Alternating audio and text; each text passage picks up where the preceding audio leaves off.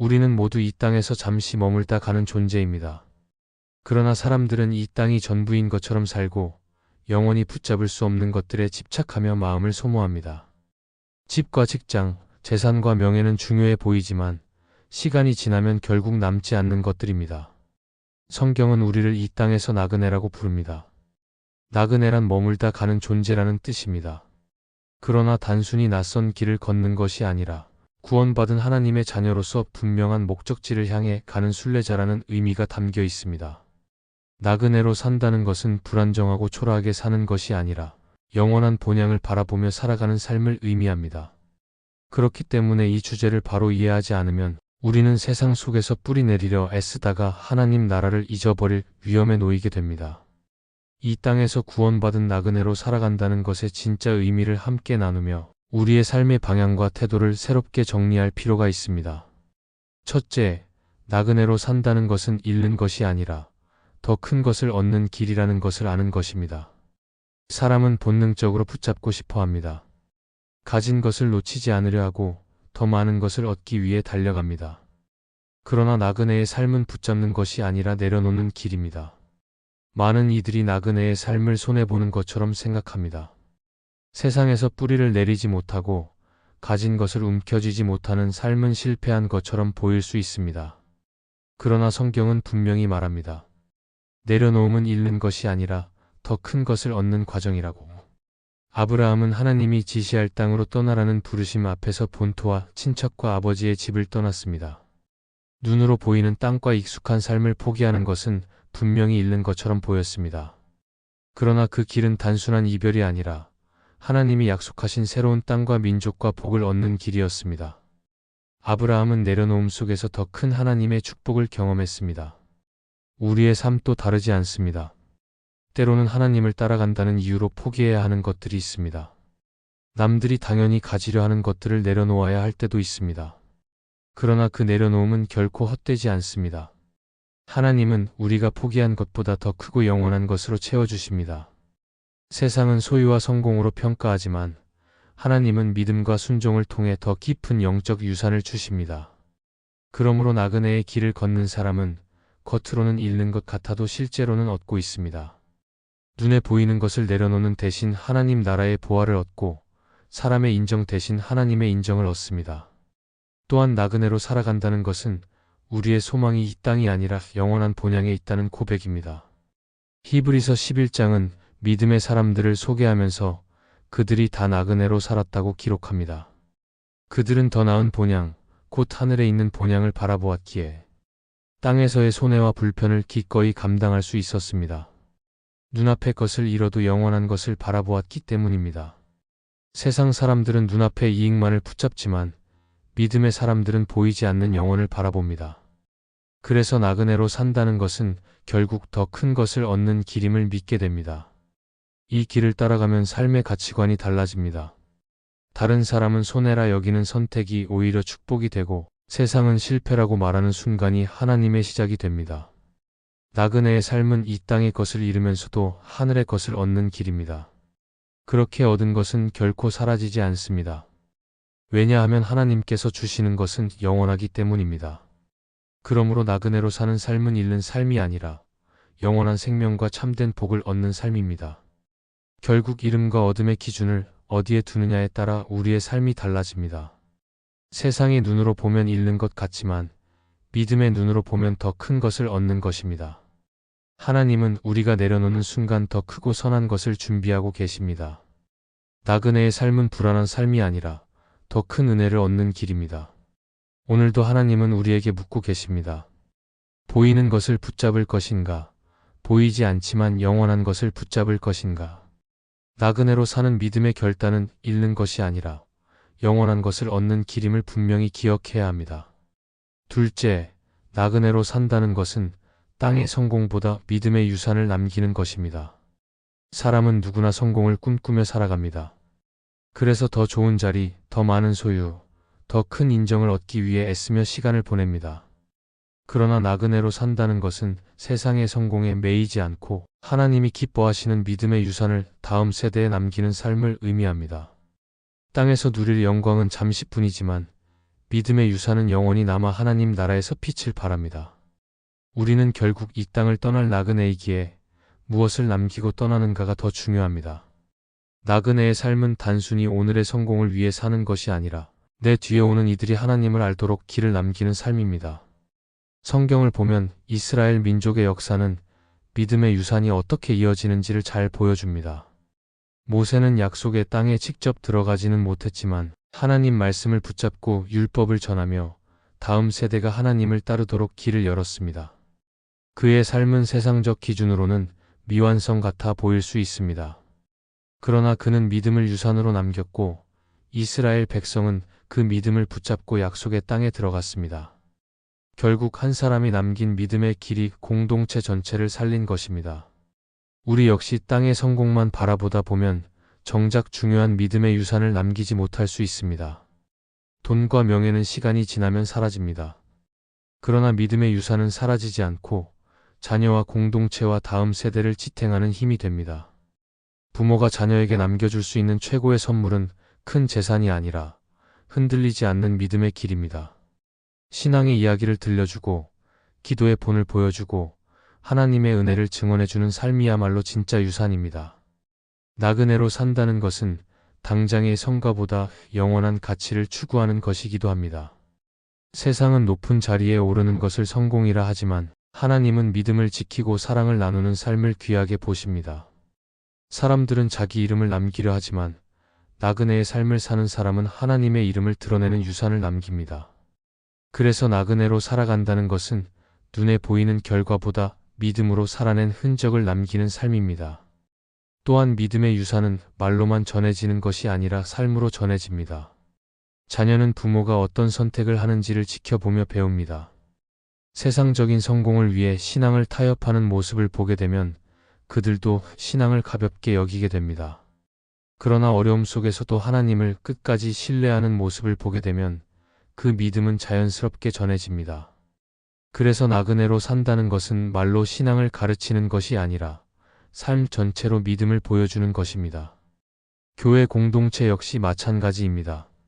한 세대가 땅의 성취만 남기고 떠나면 교회는 약해집니다. 그러나 믿음을 유산으로 남기면 교회는 다음 세대에서도 계속 힘을 발휘합니다.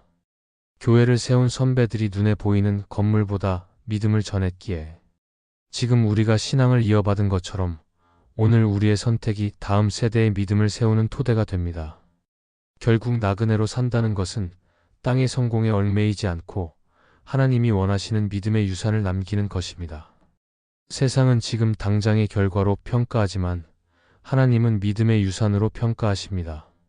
우리가 떠난 후에도 남겨질 믿음을 생각하며 오늘을 살아가는 것이 나그네의 길입니다. 그러므로 눈에 보이는 성공을 쫓는 대신 믿음의 흔적을 남기는 결단을 해야 합니다. 그것이 바로 이 땅에서 구원받은 나그네로 살아가는 진짜 의미이며 하나님이 기뻐하시는 길입니다. 셋째, 나그네로 산다는 것은 세상 사람들에게 다른 기준을 보여주는 것입니다. 이 세상은 언제나 눈에 보이는 성공과 성취를 기준으로 사람을 평가합니다. 학벌과 직업, 재산과 외모 같은 것들이 기준이 되어 사람의 가치를 정합니다. 그러나 나그네로 살아가는 성도는 그런 세상의 기준에 따라 사는 것이 아니라 하나님의 말씀에 따라 살아갑니다. 그래서 그들의 삶은 세상 사람들에게 다른 기준을 보여주는 삶이 됩니다. 나그네로 산다는 것은 단순히 소속이 다르다는 말이 아니라 삶의 방식과 선택의 기준 자체가 다르다는 것을 의미합니다. 세상은 자기 중심적으로 살지만 나그네로 사는 사람은 하나님 중심으로 살아갑니다. 세상은 이익을 따르지만 나그네로 사는 사람은 진리를 따릅니다. 세상은 편리함을 줬지만 나그네로 사는 사람은 거룩함을 줬습니다. 이렇게 다른 기준으로 살아가는 모습이 바로 나그네의 표지입니다. 다니엘의 삶을 떠올려 보면 그는 바벨론이라는 화려한 제국 한가운데 있었지만 세상의 기준을 따라 살지 않았습니다. 왕이 내린 음식과 포도주를 거절하고 오직 하나님의 율법에 합당한 음식을 선택했습니다. 많은 이들이 보기에는 작은 선택 같았지만 사실 그 선택은 그가 어떤 기준으로 사는지를 드러내는 중요한 결정이었습니다. 다니엘은 바벨론의 권세나 권력자의 눈치를 기준으로 삼지 않고 하나님의 말씀을 기준으로 삼았습니다. 그래서 세상은 그를 이해하지 못했지만 하나님은 그를 높여 바벨론에서도 존귀히 쓰셨습니다. 나그네의 삶은 바로 이런 다름을 드러내는 삶입니다. 나그네의 삶은 세상에 불편함을 줍니다. 다른 사람들이 모두 한 방향으로 달려갈 때 혼자 다른 길을 가는 것처럼 보이기 때문입니다. 그러나 바로 그 다름이 세상 사람들에게 깊은 인상을 남기고 하나님을 알게 하는 통로가 됩니다. 세상이 모두 돈과 권력 앞에 무릎 꿇을 때 끝까지 하나님을 붙드는 사람을 보면 세상 사람들은 의문을 갖게 됩니다. 왜 저 사람은 달려가지 않을까? 왜 저 사람은 거절할까? 왜 저 사람은 손해를 보면서도 진리를 지킬까 하는 질문이 생깁니다. 그 질문이 결국 하나님을 향한 증거가 되고 복음의 문이 열리는 시작이 됩니다. 나그네의 삶은 단순히 고집을 부리거나 세상과 동떨어져 사는 것을 의미하지 않습니다. 그것은 세상 속에서 함께 살아가지만 기준은 다르다는 것을 보여주는 것입니다. 직장과 가정, 사회 속에서 함께 살아가면서도 다른 사람과 다른 태도를 보이는 것입니다. 정직을 선택하고 사랑을 실천하고 양심을 따르는 모습이 바로 나그네로 사는 방식입니다. 세상은 손해라고 말해도 믿음을 지키는 것이 결국 하나님께서 인정하시는 참된 길입니다. 또한 나그네의 삶은 사람들에게 희망을 보여줍니다. 세상의 기준으로는 늘 비교하고 경쟁해야 하지만 나그네의 삶은 하나님 안에서 자유를 누리기에 평안과 기쁨을 드러냅니다. 사람들은 그런 모습을 보며 자신들도 그런 자유와 평안을 원하게 됩니다. 그래서 나그네로 살아가는 삶은 복음의 향기가 되고 세상이 알지 못하는 또 다른 기준을 사람들에게 전하는 통로가 됩니다. 교회 역시 이 세상 속에서 다른 기준을 보여주어야 합니다. 교회가 세상과 똑같이 힘과 숫자, 외적인 화려함을 기준으로 삼으면 세상은 교회를 통해 하나님을 볼 수 없습니다. 그러나 교회가 사랑과 섬김, 진리와 거룩을 기준으로 삼을 때 세상은 그 안에서 다른 빛을 보게 됩니다. 나그네로 사는 성도 한 사람 한 사람이 그런 교회의 모습을 세상 속에 드러내는 것입니다. 결국 나그네로 산다는 것은 단순히 이 땅을 잠시 거쳐 간다는 사실을 아는 것에서 멈추지 않습니다. 그것은 지금 살아가는 모든 자리에서 세상과는 다른 기준을 드러내는 삶입니다. 다른 사람과 다르게 살아가는 것이 때로는 손해처럼 보일 수도 있고 이해받지 못하는 순간도 많을 수 있습니다. 그러나 바로 그 다름이 하나님을 증거하는 길이 되고 영원한 가치를 드러내는 길이 됩니다. 세상은 지금도 자기 기준에 묶여 흔들리고 있지만 하나님을 기준으로 사는 사람은 흔들리지 않고 믿음으로 살아갑니다. 나그네의 삶은 세상에 하나님 나라의 기준을 보여주는 증거이며 그 기준을 붙잡을 때 우리의 영혼은 흔들림 없이 하나님의 뜻을 따라 살아갈 수 있습니다. 넷째, 나그네로 산다는 것은 영원한 시간을 기준으로 오늘을 바라보는 것입니다. 사람은 누구나 오늘의 삶에 묶여 살아갑니다. 눈앞의 문제와 상황이 커 보이기에 그것만 생각하며 하루하루를 보냅니다. 그러나 나그네로 살아간다는 것은 오늘의 고난과 기쁨이 전부가 아니라 영원이라는 더 큰 시간 안에서 지금을 해석하는 것을 의미합니다. 우리는 잠시 이 땅을 지나가는 나그네일 뿐이고 우리의 진짜 집은 영원한 하나님의 나라에 있습니다. 그러므로 성도의 삶은 늘 영원을 바라보며 오늘을 살아가는 것이어야 합니다. 이 시선이 있을 때 우리의 삶은 흔들리지 않고 오히려 더 깊은 의미와 힘을 얻게 됩니다. 성경을 보면 아브라함은 약속의 땅을 차지했음에도 그것을 온전히 누리지 못했습니다. 그는 가나안 땅에 살았지만 늘 장막 생활을 하며 정착하지 않았습니다. 왜냐하면 그가 바라본 것은 가나안 땅 그 자체가 아니라 하나님이 예비하신 더 큰 도성이었기 때문입니다. 아브라함은 영원을 바라보았고 그 시선이 있었기에 낯선 땅에서도 나그네로 흔들림 없이 살아갈 수 있었습니다. 만약 그가 오늘만 보았다면 불평과 불만 속에서 좌절했을 것이지만 영원을 본 사람은 오늘의 부족함을 감당하며 하나님의 약속을 붙잡고 살 수 있었습니다. 우리도 마찬가지입니다. 눈앞의 일만 바라보면 불안하고 흔들리기 쉽습니다. 그러나 영원의 관점으로 보면 지금의 어려움은 잠시일 뿐이며 하나님이 반드시 새 하늘과 새 땅을 이루실 것입니다. 그렇기 때문에 나그네의 삶은 영원의 시선을 붙드는 삶입니다. 영원을 바라보는 눈을 가진 사람은 오늘의 손해를 두려워하지 않고 잠시의 고난에 무너지지 않습니다. 오히려 그 고난을 통해 더 크신 하나님의 영광을 기대하며 살아갑니다. 팀 켈러는 그의 책 기도에서 이렇게 말했습니다. 기도는 지금의 현실을 바꾸는 것에서 멈추지 않고 영혼의 관점으로 지금을 새롭게 해석하게 만든다.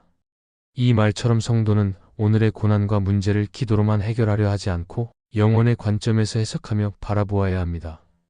오늘은 이해되지 않아도 하나님께서 언젠가 가장 선한 길로 인도하실 것을 믿을 때 우리는 무너질 수 없는 소망을 품게 됩니다.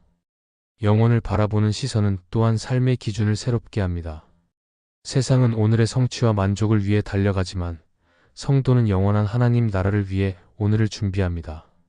그래서 작은 일에도 충성하고 보이지 않는 곳에서도 정직을 선택합니다. 지금 당장 드러나지 않아도 하나님이 기억하시고 영혼 속에서 반드시 갚으실 것을 알기 때문입니다. 이런 믿음은 오늘의 삶을 흔들리지 않게 붙들어주며 세상 속에서도 담대히 나그네로 살게 합니다.